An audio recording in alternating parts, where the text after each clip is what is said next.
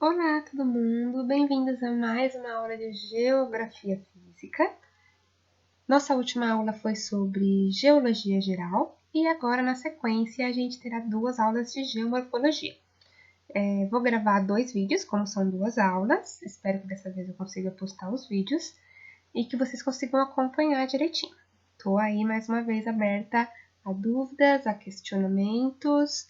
E caso vocês tenham algum problema com esse método de ensino, vocês me falem que a gente muda, a gente vai adequando como for melhor para todo mundo, beleza? Bom, então nossa aula agora é sobre geomorfologia, seguindo aí na linha de raciocínio da geologia geral, é um combinho geologia geral e geomorfologia. Para entender melhor a gente precisa entender o outro. Para a gente entender geomorfologia, definitivamente a gente tem que entender um pouquinho sobre geologia geral, mas isso vai ficando mais fácil conforme a gente for falando.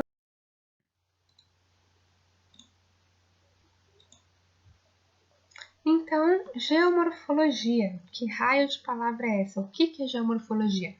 Geomorfologia nada mais é do que o estudo do relevo. E o que é relevo? Relevo são as formas da superfície. A gente já sabe que a Terra não é plana e ela não é plana mesmo. Tem aí um monte de morro para a gente subir e descer todo dia que não nos deixa mentir. A superfície da Terra, então, a superfície da crosta, tem diferentes formatos. Montanhas, vales, depressões, planícies. A gente vai falar um pouquinho mais sobre cada um desses formatos, o nome de cada uma dessas formas, mais para frente. Mas antes disso, a gente tem que entender o que embasa. Geomorfologia é o estudo do relevo dessas formas todas, tanto o formato delas que a gente vê, quanto o que embasa essas formas, por que elas têm esse formato, por que elas são assim. Bom, as características físicas e a evolução das formas depende das características dos materiais que a compõem. A gente viu na aula passada que a crosta é formada por nada mais nada menos do que rochas. Então, esses são os materiais que vão compor essas formas. Não só rochas, solos também. Inclusive, a gente vai ter uma aula sobre solos logo na sequência dessas duas aulas de geomorfologia. E a gente precisa entender, claro, um pouquinho sobre esses materiais para entender o relevo. E entender também os processos que atuam sobre essas formas. Como as formas evoluem ao longo do tempo. Como que ao longo do tempo, onde existia uma montanha, hoje existe um vale, por exemplo. A gente vai chegar lá a partir do estudo da geomorfologia. A gente tem aí essa imagem que mostra, então, as rochas lá, as rochas magmáticas, que são aquelas primeiras rochas que se formam na crosta, e em cima delas algumas rochas sedimentares, né? Faz sentido que as rochas sedimentares estejam por cima das magmáticas, não faz? Elas são formadas pelos sedimentos dessas rochas, que o vento levou e tal. Para a gente lembrar um pouco mais sobre isso, a gente tem aí uma breve revisãozinha sobre, então, os 3 tipos de rocha. Rochas ígneas ou magmáticas, rochas sedimentares e rochas metamórficas, onde uma se transforma na outra dependendo das forças que atuam sobre elas. As rochas ígneas ou magmáticas podem sofrer intemperismo e erosão, depois deposição e sedimentação, e aí se transformarem em rochas sedimentares. A gente já vai ver um pouco mais sobre cada uma dessas palavras aqui, o que elas significam. Só que as rochas ígneas e magmáticas também podem sofrer aqui, temperatura e pressão e se transformarem em rochas metamórficas. As rochas sedimentares, por sua vez, também podem sofrer temperatura e pressão e se transformar em metamórficas, assim como podem sofrer fusão e se transformarem em rochas ígneas ou magmáticas. E as rochas metamórficas, dependendo das forças que atuarem sobre elas, se for muito calor a ponto de fundi-las, elas podem virar rochas ígneas. Se for intemperismo e erosão, também podem se tornar rochas sedimentares. Agora vai fazer muito sentido a gente entender o que é o tal do intemperismo e erosão. Ele vai servir bastante para a gente entender as formas de relevo aqui nessa aula de geomorfologia. Eu gosto de falar, assim, desse jogo de forças que atuam sobre a superfície da Terra para que deem origem a diferentes formas do relevo, para que são diferentes forças que vão esculpir o relevo e transformar ele nessas obras de artes, nessas paisagens magníficas que a gente vê por aí, né? Pelo mundo, nas fotos, enfim. Bom, as mesmas forças endógenas e exógenas que influenciam na formação e evolução das rochas, forças endógenas, aquelas que vêm de dentro do planeta, lembram? Lá do magma atuando lá dentro, empurrando a crosta para cima. E as forças exógenas, vêm de fora da crosta, principalmente pela ação do clima. Ambas essas forças juntas, elas vão influenciar, então, na evolução das rochas e aí, por consequência, vão influenciar na estruturação do relevo, na formação de uma estrutura que vai segurar todos esses formatos, essas montanhas, esses vales, tudo por cima do relevo, na própria formação do relevo em si, na esculturação, né? Como eu falei, vão gerar esculturas magníficas, essa paisagem linda que a gente vê, essa é a palavra mesmo, esculturação do relevo, e também na evolução do mesmo. Evolução do relevo. O relevo evolui ao longo do tempo. Hoje, onde existe uma montanha, pode ser que há muito tempo atrás não tivesse uma montanha. Ou onde hoje existe uma área plana, gigantesca, pode ser que há milhões e milhões de anos atrás fossem montanhas ou colinas. E o relevo vai evoluindo ao longo do tempo. A gente vai ver um pouquinho mais sobre isso. Essa foto é de um glacier. Glacier nada mais é do que uma geleira lá na França. E eu gosto dessa foto porque ela é um exemplo bem clássico desse embate de forças endógenas e exógenas. A gente tem aqui montanhas que são formadas pelas forças endógenas. Lembram que o movimento convectivo no manto empurra a crosta para cima? Nesse empurrar a crosta para cima, podem nascer montanhas, podem surgir diversas montanhas ou cadeias de montanhas. E as forças exógenas, o clima principalmente, vai desgastando toda essa montanha, o gelo que vem congelando aqui nesse caminho, vem cavando esse vale. Então a gente tem aqui as montanhas formadas pelas forças endógenas e esse vale de gelo formado pelas forças exógenas. Então aí um exemplo clássico desse jogo de forças endógenas e exógenas, que trabalham juntas na esculturação e formação do relevo. Vamos falar então um pouquinho agora sobre as tais das forças endógenas, que são as forças internas. Endo, como a gente viu, tem a ver com o interno, dentro, então são as forças que partem, a sua energia parte principalmente aí do núcleo da Terra, né? Elas vêm de dentro para fora do planeta. A gente tem como principal força endógena o tectonismo. Tectonismo lembra com certeza, e é para lembrar mesmo, das placas tectônicas. É justamente o movimento das placas que dá origem a esses movimentos tectônicos, né? O tectonismo. São duas principais forças que partem do tectonismo, o vulcanismo, que a gente já viu um pouquinho na aula passada, expulsão de material rochoso fundido do interior da Terra, magma quando está lá dentro, lava quando sai para fora. E o que gera novas rochas e estruturas rochosas, como a gente viu, as rochas ígneas, magmáticas, podem ser intrusivas ou extrusivas, e quando elas saem para fora a partir de um vulcão, elas são rochas, então, extrusivas. Elas se solidificaram fora da crosta. E aí, com toda essa lava para fora solidificada, dá origem a novas rochas, novas estruturas rochosas. E aqui a gente tem um exemplo bem legal de como o vulcanismo pode mudar a cara de uma paisagem. Essa primeira foto aqui de agosto de 2018 e apenas alguns meses depois, em janeiro de 2019, essa mesma ilha tem um formato totalmente diferente porque esse vulcão simplesmente resolveu explodir. E aí toda esse cone dele formado por rocha foi destruído, entrou em colapso e foi para o fundo do mar. E agora a gente tem uma área plana onde antes a gente tinha uma montanhazinha de um vulcão. Essa é a ilha do vulcão Anak Krakatoa. Olha que nome legal, papai criança, né? Anak Krakatoa, lá na Indonésia, antes e depois da erupção vulcânica, que causou todo esse impacto e essa mudança na paisagem. É claro que isso é um exemplo extremo, mas serve para a gente ver como essas forças do interior da Terra podem mudar de uma hora para outra uma paisagem. E uma outra força tectônica que é muito importante são os terremotos. Os terremotos, como a gente viu, são lá tremores provenientes de movimentos no interior da Terra, os tais dos abalos sísmicos, os quais em superfície podem causar o movimento das rochas ou fraturamento na crosta.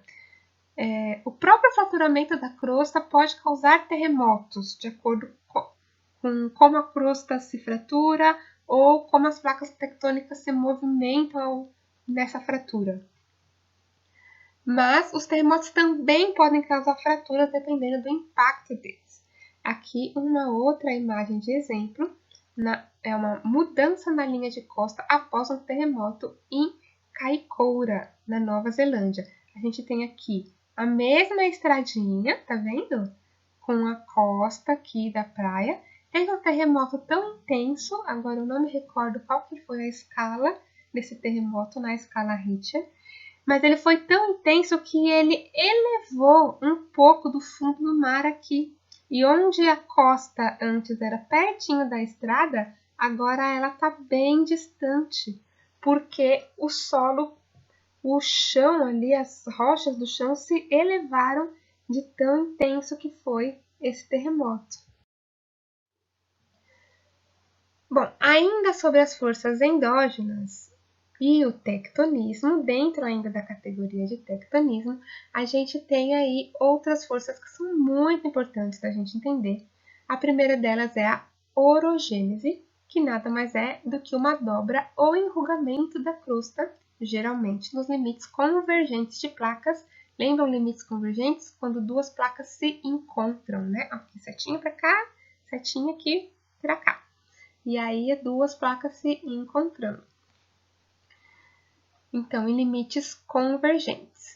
E aí, são, então, pressões horizontais. Duas placas se encontrando horizontalmente, pressões horizontais, que causam uma dobra ou enrugamento da crosta. Imaginem agora, fechem os olhos, e imaginem uma folha de papel. Você pega a folha sulfite nas duas pontas e você coloca suas mãos uma em direção à outra, movimenta suas mãos uma em direção à outra. O que vai acontecer com essa folha de papel? Ela vai ser dobrada. Acontece a mesma coisa com a superfície do planeta, onde tem esses limites convergentes de placas tectônicas. Essa dobra para cima vai dar origem, então, a montanhas. Pode abrir os olhos agora e olhar as imagens, né? Dá origem a grandes cadeias de montanhas, como, por exemplo, a cadeia de montanhas dos Himalaias, lá na China, Ásia ali, e os Andes aqui na América do Sul, região toda costa oeste da América do Sul. A gente tem aqui 3 exemplos de encontros de placas causando dobra pela orogênese. A gente costuma chamar de, inclusive, montanhas orogenéticas, essas montanhas que se formam a partir dessas dobras, desses encontros de placas tectônicas. Essa força que empurra essas montanhas para cima, elas são chamadas de orogênese. É a força, né? A força que empurra as montanhas para cima, a gente chama de orogênese. E a gente tem aqui, então, 3 exemplos de orogênese em limites de placas. A gente já falou que existem 2 diferentes tipos de crosta, digamos assim. A gente pode dividir em crosta oceânica e crosta continental, de acordo com os materiais que as formam e a espessura dessa crosta, se ela é mais densa, se ela é menos densa. A gente tem aqui, olha, então, um limite de placas em 2 crostas continentais. A imagem está crosta, corteza, porque ela está em espanhol, mas é crosta, tá? A gente tem, então, crosta continental encontrando com crosta continental. Uma entra embaixo da outra e elas dão origem a essas cadeias de montanhas. É o caso dos Himalaias. Nos Himalaias são duas placas se encontrando em limite convergente, mas as duas placas são crosta continental. E a gente tem aí essa formação dessa cadeia de montanhas. O segundo caso aqui é o caso dos Andes. A gente tem crosta oceânica encontrando com crosta continental. Uma crosta vai para debaixo da outra do mesmo jeito, só que como uma é menos densa que a outra, ela vai entrar em fusão lá embaixo e dar origem também a uma cadeia de montanhas, mas com muitos vulcões.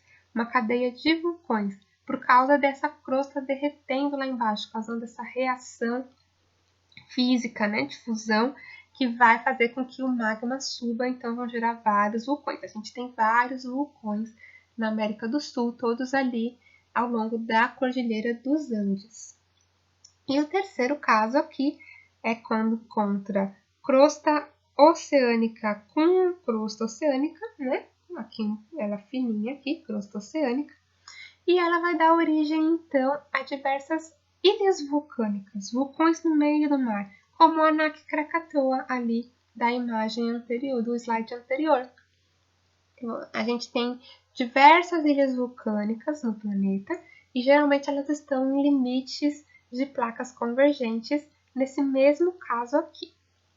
Vou passar um vídeo para vocês bem legal, para vocês verem também a formação de vulcões no meio do mar. Seguindo aí nas forças endógenas, tectonismo, né, que é a tal da força endógena, o tectonismo, a gente tem mais uma força aí que é a epirogênese. Epirogênese é o movimento vertical de áreas continentais mais estáveis, para cima ou para baixo. Quando é para cima, a gente chama de soerguimento ou epirogênese positiva, e quando é para baixo, a gente chama de rebaixamento ou epirogênese negativa. Diferentemente da orogênese, que é uma dobra, duas placas se encontrando e dobrando a crosta, fazendo com que ela se eleve, a epirogênese ela é uma elevação ou um rebaixamento como um todo. Fechando os olhinhos de novo, imaginando aquela mesma folha de papel que a gente, na orogênese, empurra as nossas mãozinhas uma em direção à outra e essa folha de papel dobra. Isso é a orogênese. Na epirogênese, a gente tem essa folha esticada e ao invés da gente empurrar a nossa mão uma em direção à outra, a gente vai empurrar as duas mãos para cima ou para baixo. É isso a epirogênese. Simplesmente a crosta se eleva ou se rebaixa, sem haver necessariamente duas forças se encontrando e dobrando ela. Ficou claro mais ou menos a diferença entre orogênese e epirogênese? As duas são forças bem importantes que acontecem aí na crosta, rebaixando ou soerguendo o relevo, só que na epirogênese esse movimento é vertical e na orogênese o movimento é horizontal. Aí, estava esquecendo dessa parte. Não tem necessariamente um pico, né? Essa imagem aqui, ela mostra um pico como se fosse uma montanha. Não necessariamente formam-se montanhas a partir da epirogênese, é só um soerguimento. Eu não diria que forma um pico, mas sim uma colina mais arredondada, digamos assim. Como se fosse uma lombada no relevo, ao invés de uma ponta para cima, que seria o caso de uma montanha, que é o caso da orogênese.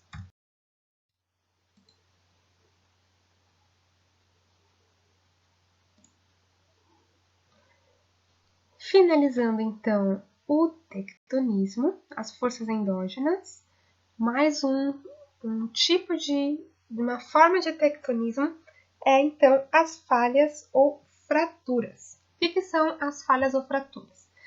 Bom, trincas no embasamento rochoso causam fraturas. Lembra que a crosta é toda rachada e a gente tem alguns passos que ela não é tão rachada a ponto de gerar duas placas tectônicas, mas ela tem alguma rachadura ali, que é por onde às vezes tem um vulcão que não é em área de limite de placas tectônicas, por exemplo. Então, essas trincas ou fraturas que existem aí pela crosta toda fazem com que uma parte suba e a outra desça. Basicamente é isso. Elas geram na superfície diferenças de altitude. Elas têm mais ou menos a mesma lógica dos limites entre placas tectônicas. Elas são classificadas mais ou menos do mesmo jeito. A gente tem aí, então, uma falha normal, quando um pedaço da crosta fica mais alto do que o outro, né? Um degrauzinho mesmo. Falha reversa, um degrauzinho meio que ao contrário, digamos assim. E a falha transcorrente, quando ela simplesmente muda de lugar, sem necessariamente uma parte ficar mais elevada do que a outra. Vou colocar para vocês também uma imagem legal sobre falhas. Fica bem claro para a gente observar como que são as falhas. Eu acho que é um vídeo, eu esqueci de pôr no slide, mas eu vou pegar, ou se for um vídeo eu mando para vocês, se for imagem eu mando do mesmo jeito. Bom, um exemplo bem legal para a gente entender as falhas, né, no geral, principalmente aí no caso falha normal, é o caso da cidade de Salvador. Se alguém já teve a oportunidade de estar em Salvador, deve ter percebido que tem lá a parte da cidade alta e a cidade baixa. A gente tem lá em Salvador o elevador Lacerda, que liga a cidade baixa à cidade alta. É um ponto turístico da cidade, inclusive. Por que a cidade tem um desnível tão grande assim no meio da cidade? Porque existe ali uma falha. Então, a gente tem aí a escarpa da falha de Salvador, a tal da falha de Salvador, que gera uma escarpa. A escarpa é justamente esse paredão que se forma entre a parte mais baixa e a parte mais alta. Aqui a parte em vermelho seria o embasamento rochoso. Toda essa parte aqui coloridinha são rochas sedimentares, bacia sedimentar. E o embasamento rochoso lá embaixo. A gente tem que imaginar que tudo isso vermelho era uma coisa contínua antes. Mas em algum momento da história geológica, toda essa parte aqui de baixo rachou da parte de cima e desceu. E aí agora o embasamento, que é o mesmo aqui de cima, já está lá embaixo e todo cheio de sedimentos que se juntaram ali em cima. Olha a fotinha aí mostrando o desnível da falha de Salvador, os barquinhos aqui. Aqui embaixo, então, a gente tem uma parte do embasamento que desceu com a falha e aqui em cima a parte que ficou, né? Uma falha, então, normal. Aí a cidade de Salvador está sobre uma falha normal e dividida em cidade alta e cidade baixa. Bem interessante, né? Se um dia vocês forem lá em Salvador, subam aí o elevador Lacerda, lá em cima é o Pelourinho. É um ponto turístico, assim, que tá no checklist de todo mundo que vai em Salvador, eu imagino. E com certeza vocês vão lembrar de mim quando estiverem subindo o elevador e perceberem que vocês estão. Finalmente, agora então vamos para as forças exógenas. A gente falou aí de forças endógenas, que são as forças de dentro, né? Tudo relacionado diretamente à geologia mesmo, às rochas e essas forças internas aí do manto, os movimentos convectivos do manto. E agora a gente vai falar de forças exógenas, que são as forças externas. Elas atuam de fora para dentro do planeta, ao contrário das forças endógenas. A primeira e mais importante é força exógena, e aí a gente pensa em forças exógenas numa sequenciazinha, e é a primeira, então, dessa sequência, porque uma leva a outra, vai ser o intemperismo, que a gente também pode chamar de meteorização. Meteorização porque tem a ver com meteoros? Sim e não. Tem a ver com meteoros, no sentido de que meteoro é tudo que acontece na atmosfera, no nosso céu aí, mas não com pedras caindo do céu, tá bom? Então, meteorização é o que acontece na atmosfera. Chuva, neve, vento, etc. Que a gente chama aí de intemperismo principalmente. São o conjunto de alterações físicas ou químicas que desgastam as rochas expostas na superfície da Terra. É controlado principalmente pelo clima e pelo tempo de exposição. Então, vento, chuva, calor, frio, tudo isso ali em cima daquela rocha vai desgastando aquela rocha da superfície da Terra. Desgastando, desgastando e transformando ela em poeirinha, fragmentando, né? Um dia tá quente, outro dia tá frio, aí chove, a chuva vem, a água leva. Isso tudo é exposição a essas forças exógenas. É o intemperismo atuando aí sobre essas rochas, sobre toda essa superfície terrestre. O intemperismo é dividido então em 3 tipos: físico, químico e biológico. No físico, acontece principalmente a dilatação e contração das rochas, das superfícies. Isso vocês já devem ter visto em física. Todos os materiais, né, podem sofrer dilatação e contração por causa da variação térmica. Calor ou frio, se esquenta ou se esfria, a coisa dilata ou se contrai. Com certeza vocês já viram isso em física. Se vocês não viram, vocês ainda vão ver. Mas isso está acontecendo o tempo todo nas superfícies, nas rochas que estão expostas aí na crosta terrestre, desgastando essas rochas. Ela vai dilatando e contraindo, que nem um elástico. Se a gente pegar um elástico e ficar o tempo todo, puxa ele e volta, ficar fazendo isso o dia inteiro, vai chegar uma hora que ele não vai aguentar mais e vai quebrar.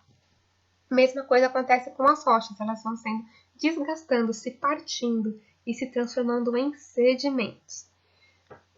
Aí acontece também de entrar água nas fendas de rocha, nessas rachaduras que vão se formando, e essa água congela, e aí expande ainda mais, porque a água congelada, ela é mais dilatada, não dilatada, né? Mas ela fica com uma massa maior, é isso, né? Bom, vocês estão estudando física, você deve saber do que eu estou falando. E aí, essas fendas, e aqui essa imagem está mostrando justamente isso, são tomadas por gelo e vão fazendo com que essas rachaduras se abram cada vez mais e gerando cada vez mais quebras dessa rocha, quebrando ela cada vez mais, gerando cada vez mais sedimentos. Bom, intemperismo químico, por sua vez, tem a ver com a água ácida. A água da chuva é ácida. Tem o pH mais ácido, vocês já devem ter visto isso em química também. E aí essa acidez da água em contato com as superfícies vai causando diferentes reações químicas nos componentes das rochas, que são os minerais. Vão acontecendo reações químicas da água com os minerais, que vão também desgastando essas rochas todas. Faz sentido, não faz? E o intemperismo biológico aí, por último, é a ação de bactérias que vão decompondo materiais orgânicos e também vão gerando reações químicas aí nessas rochas, que também vão desgastando essas rochas como um todo. Depois do intemperismo vem a erosão. Sempre, sim, quase sempre depois do intemperismo vem a erosão. É, como eu disse, uma sequência do outro. Começa com o intemperismo, depois vem a erosão. Porque para ter erosão, tem que ter tido intemperismo antes, tem que ter tido sedimento. Por quê? O que é a erosão? Erosão é o conjunto de processos que promovem a retirada e transporte do material, ou seja, dos sedimentos, da poeirinha que foi gerada ali pelo intemperismo, né, do sedimento produzido pelo intemperismo, e vai desgastando ainda mais o relevo e transformando. Então, basicamente assim, imagina que você resolveu fazer carpintaria e vai lixar um pedaço de madeira. Você vai lixando aquilo e vai ficar toda aquela poeirinha da madeira que foi desgastada, que você lixou. Isso é o intemperismo. Você foi um intemperismo causando essa retirada de sedimentos aí dessa madeira. Depois você vem e joga água para essa poeirinha toda ir embora, ou você sopra para essa poeirinha toda ir embora. Isso é a erosão. Você vai carregando esses sedimentos. A erosão, então, vai retirar e transportar esses sedimentos que ficaram ali sobrando do intemperismo. Beleza? Faz sentido, né? Bom, a erosão é causada principalmente pela água, pelo vento e pelo gelo. São justamente esses agentes que vão retirar essa sujeirinha, esse sedimento e levar eles embora para outro lugar. Então, a gente divide a erosão em diferentes tipos. Erosão eólica, que é a ação dos ventos, que vai soprar e carregar os sedimentos, como areia, o que é bem comum a climas secos e áridos, né? A areia é bem comum. A erosão eólica é bem comum em climas quentes, secos e áridos, né? Só quentes, mas principalmente secos. Né? A gente não tem água para levar esses sedimentos, a gente tem o vento que vai carregá-los. Erosão glacial é pela ação do gelo. O gelo vai se formando e arrastando esses sedimentos. É o que acontece nas geleiras, como naquele glacier da primeira imagem lá. O gelo vai se formando e vai carregando, empurrando esses sedimentos conforme eles se formam. Erosão pluvial, que é pela ação das chuvas. Fluvial, pela ação dos rios. Ambas são água. Na verdade, essa aqui também é água, né? A marinha também é água. E aí, águas nas suas diferentes formas. Gelo, pluvial, que é a água da chuva. Fluvial, que é a água dos rios. Isso é bem importante a gente lembrar. Pluvial, chuva. Fluvial, rios. Guardem isso na cabeça. Então, a pluvial é pela ação das chuvas, especialmente as torrenciais. Chuvas torrenciais são aquelas chuvas fortes de uma vez só, aquelas nossas famosas chuvas de verão. E essa erosão pluvial é acelerada em solos sem vegetação. Não tem vegetação para amenizar o impacto da água, então a água da chuva vem arrastando tudo, levando tudo embora. Erosão fluvial, que é pela ação de rios, o próprio rio passando e levando as coisas, arrastando sedimentos. E erosão marinha ou costeira, que é pela ação das ondas do mar. Eu gosto sempre de lembrar desse ditadinho, água mole em pedra dura, tanto bate até que fura, e é justamente isso que acontece com a erosão, como a gente já vai ver. Então, aí exemplos com fotos lindas para exemplificar a ação dessas forças exógenas, dessas forças externas. Aqui na foto 1 e na foto 2, a gente tem exemplo aí de erosão eólica. O vento vem passando aqui do lado desse... Aqui era uma rochona bem grande, provavelmente uma rocha aqui para cima. E o vento foi passando e arrastando, trazendo às vezes areia, trazendo outros sedimentos que vão entrando em atrito com essa rocha e cavucando ela, desgastando, até que ela ficou nessa forma de ampulheta. Vento, então, aqui no caso, vento mole em pedra dura, tanto bate até que fura, principalmente aqui nesse caso. Isso aqui é a Serra da Capivara, que fica no Piauí, tem esse paredão rochoso gigantesco. Pode ser que um dia isso aqui tudo, até aqui onde a pessoa estava, fosse rocha, ou essa rocha aqui grande foi soerguida por uma falha tectônica, é possível, eu não sei exatamente qual que é a origem aqui nesse caso.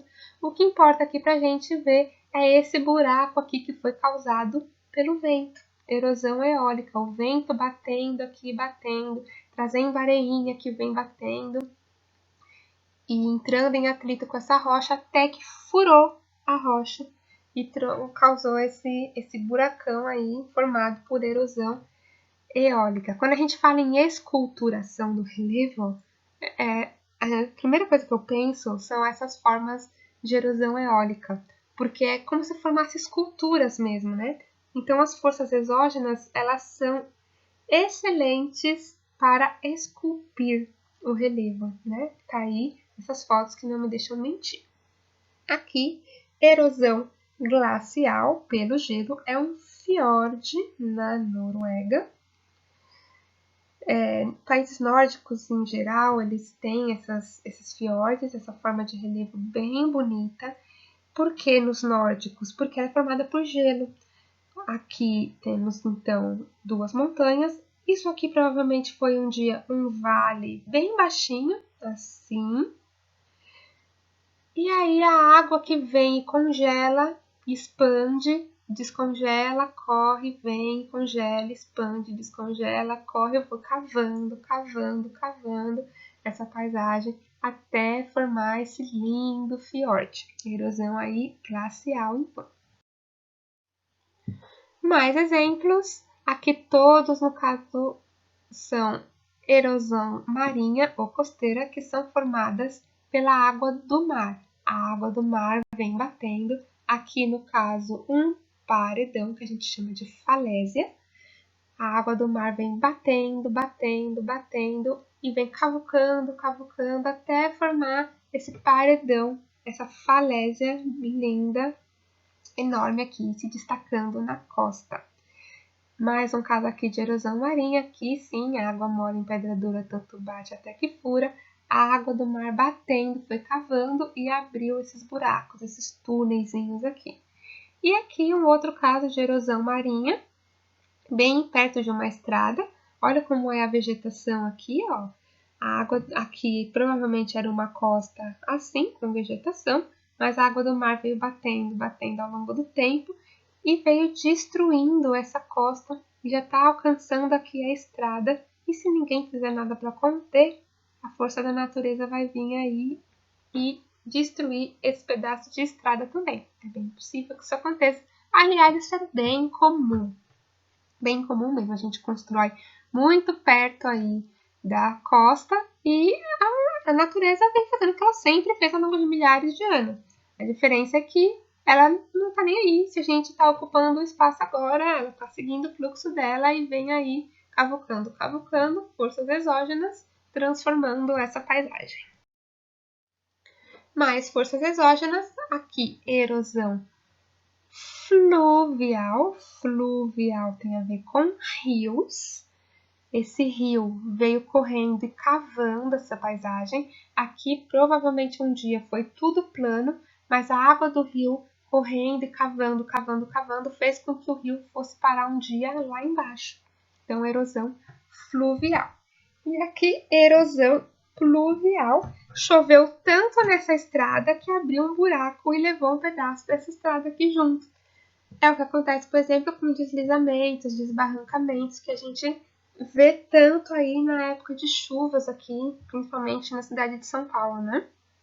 Erosão pluvial, a água da chuva vem batendo, vem cavando e vai levando terra embora. E aí, depois da erosão, a gente tem a sedimentação. Então, vem a sequência. O intemperismo vem e fragmenta, né? Quebra aquela rocha, faz com que tudo aquilo se desmonte. A erosão vem cavucando, retirando e levando embora. E para onde que isso vai? Tem que parar um dia em algum lugar. A gente chama esses lugares onde esses sedimentos vão parar de depósitos. São áreas de deposição. A gente tem aqui, então, erosão aqui em cima desse planalto e deposição lá embaixo. Deposição ou sedimentação. Porque sedimentação é a deposição dos sedimentos transportados após a erosão em um local diferente do de origem. É o acúmulo de materiais sedimentados e depositados que vai gerar novas formas de relevo. A gente tem aqui esse exemplo do planalto e essa deposição lá embaixo, e essa foto é justamente isso. A gente tem esse planalto, uma parte mais alta aqui do relevo, e todo esse enrugado aqui embaixo são sedimentos que um dia vieram de lá de cima e foram depositados aqui. Esses sedimentos podem se depositar pertinho, assim, como é o caso aqui, como eles podem se depositar muito longe, quando são levados pelo vento ou quando são levados por rios. Quando eles são levados por rios, eles vão embora seguindo o rio até onde o rio for. Às vezes parando no meio do caminho, mas muitas vezes eles vão até o rio desaguar. E pelo vento, às vezes a gente acha que não, mas o vento tem uma capacidade incrível de transportar sedimentos. Já foi identificado, inclusive, aqui na Amazônia brasileira, partículas de areia que vieram do deserto do Saara. O vento conseguiu transportar essas partículas de areia através do oceano até aqui. Então, o vento é um agente muito importante de transporte de sedimentos e levando coisas de um lugar para outro, às vezes pertinho, às vezes muito distante. Mas eu estou falando isso para vocês entenderem que esse processo de deposição não necessariamente é tão pertinho assim. Às vezes é bem perto, às vezes não, beleza? E aí, para finalizar essa aula, essa parte da aula, a gente vai falar de estruturas do relevo. O relevo é dividido em duas categorias: estruturas e esculturas, ou formas, estruturas e formas. Bom, as estruturas, elas são justamente o que vai embasar essas formas, elas estão por baixo, né? Tudo a gente precisa de uma estrutura, como uma fundação mesmo, que vai segurar tudo isso que está por cima. Então vamos falar um pouco agora sobre essas estruturas do relevo. São grandes corpos rochosos que sustentam as formas da superfície, basicamente isso que eu falei. Elas são condicionadas pela disposição das rochas e a gente classifica essas estruturas em 3 tipos: estudos cristalinos, cinturões orogênicos e bacias sedimentares. Os escudos cristalinos, que a gente pode chamar também de crátons, se vocês virem crátons por aí, está se referindo aos estudos cristalinos. Eles são as estruturas mais antigas e, por elas serem antigas, elas devem estar bastante desgastadas hoje, mas são bastante estáveis, com predominância de rochas metamórficas e magmáticas.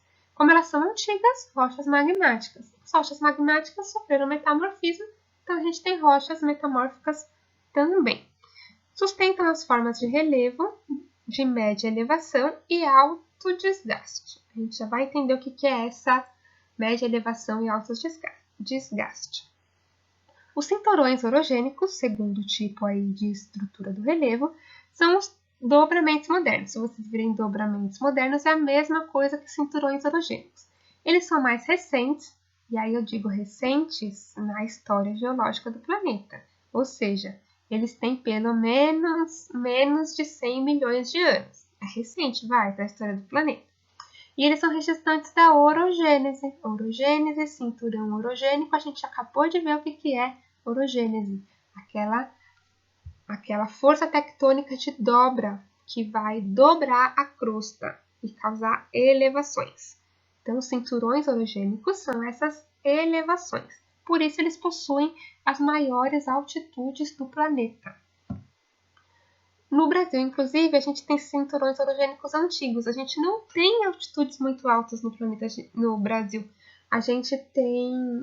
Vocês já ouviram falar que no Brasil não tem montanha? É basicamente isso, porque se a gente considerar que montanhas são produtos dos cinturões orogênicos e a gente não tem nenhum cinturão orogênico recente no Brasil, com menos de 100 milhões de anos, então a gente pode dizer que no Brasil não tem montanha. Mas a gente já chega lá, a gente já vai falar de relevo brasileiro também. E as bacias sedimentares, imagina com que tipo de rocha será que elas têm relação? Bacias sedimentares são depressões preenchidas com sedimentos. Elas se formam onde, no passado, houveram grandes ambientes de sedimentação. E a gente acabou de ver o que é sedimentação, essa deposição dos sedimentos que vão se juntar ali. Então, o que são as bacias sedimentares? São áreas que, no passado, elas foram áreas mais baixas, que acumularam todos os sedimentos que vieram dos planaltos, de todos os lugares em volta. E aí, esses sedimentos ali se juntaram, se litificaram e deram origem às rochas sedimentares e às bacias sedimentares. Bom, por isso que nas bacias sedimentares predominam aí as rochas sedimentares. Tudo bem, né? Agora fica fácil, assim fica fácil, quando as palavras são exatamente iguais. Bom, elas podem se formar sobre os crátons, os tais dos crátons lá. E é nas bacias sedimentares que a gente vai encontrar fósseis. Além de fósseis, reservas de petróleo, de gás natural e de carvão mineral. Petróleo é o quê? A gente não viu isso ainda, mas vocês devem ter visto em alguma outra disciplina. Se não, vão ver que petróleo basicamente é formado por animais mortos, dinossauros, digamos assim. Então, onde a gente encontra fósseis, a gente também pode encontrar petróleo. Fósseis são esses animais extintos, evidências de vida antiga, né? Que ficam enterradas na terra, digamos assim. Eles não ficam na terra, eles ficam dentro das rochas. Que tipo de rochas? Rochas sedimentares, que se formaram em torno desses fósseis. Não é que eles foram enterrados dentro da rocha, a rocha que se formou em volta deles. E o petróleo da mesma forma, já que o petróleo vai derivar dessa matéria orgânica aí, dessa fauna e flora que morreu, digamos assim. Gás natural, mesma coisa. Beleza? E aí, para fechar e para ficar claro, então, os tipos de estrutura do relevo. Os crátons vão ser essa parte mais rebaixada, mais antiga, mais estável, que vai sustentar tudo. As bacias sedimentares vão se formar nessas áreas que eram rebaixadas e que sofreram acúmulo de sedimentos ao longo de milhões e milhões de anos. E os dobramentos modernos são essas partes mais altas da crosta, onde a crosta foi dobrada e deu origem a essas partes mais altas e mais elevadas. Basicamente é isso. Então, assim a gente fecha essa nossa aula de hoje, falando de estruturas do relevo. Na próxima aula a gente fala de formas do relevo, mas é importante a gente saber isso tudo antes. Não tem lista de exercícios, porque eu vou fazer uma lista de exercícios só. Mas eu vou deixar algumas questões só para saber se vocês acompanharam e alguns vídeos complementares para vocês verem e entenderem um pouco melhor do que a gente está falando. Espero que vocês tenham gostado da aula e que consigam acompanhar tudo direitinho e que dê tudo certo para a gente aí daqui para frente. Beijo, beijo, até semana que vem.